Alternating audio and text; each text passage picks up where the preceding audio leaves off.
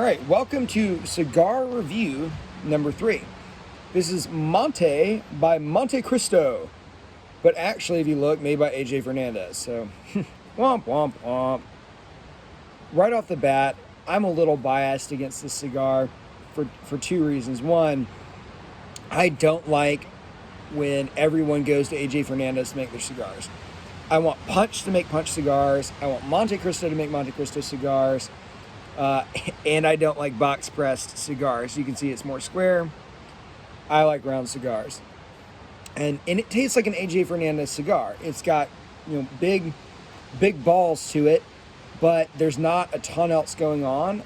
Diesel cigars, to me, all taste like this. It's strong, and that's all it can be said for it. The Punch that I had yesterday that was excellent is really an exception to that rule. Again, I don't like AJ Fernandez cigars in general. This one in particular, because my phone is about to shut off on me, I get notes of wood, maybe apricot if I'm really pushing it, and maybe a little like milk chocolate. That's it. It's mostly kind of an acrid scent, acrid smell, and it tastes like wood. If I had to describe this cigar in one word, it tastes like cigar. Right? It tastes like you made a strong cigar without a lot of skill in blending that cigar. My rant for today is going to be on a review or reviews that I read of this, and probably a million other cigars.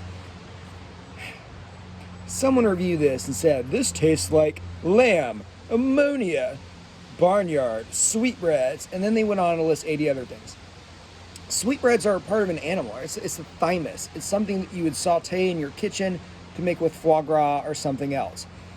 If I made sweetbreads in a pan right now and I got that reviewer and I said, what does this smell like? Tell me what this smells like. He couldn't identify sweetbreads if his life depended on it. There is no way. And it's a point, and this relates back to the cigars. I used to work in a wine bar. I ran the wine tastings. And one night I decided to do a little social experiment to see if people were full of it. And I made the tasting notes for a bunch of red wines, and they were things like dried asphalt, grasshoppers, chemical compound, whatever. I just made up things that a red wine would never taste like. And of course, these guys come up and to impress their girlfriends, they're going, whoa, this tastes like dried asphalt. And dare I detect grasshoppers? No, you don't. I manipulated you with my tasting notes into thinking you tasted something. So when I read that review and then I smoked the cigar, there's no way I'm tasting sweetbreads, lamb, and barnyard. This person's making it up. It's blatantly made up. So that'd be my advice for today is when people review cigars and you think, how can they possibly taste 80 different things in the cigar? Here's how. They have to write a review, and they're going to write something. It doesn't matter if they don't actually taste it.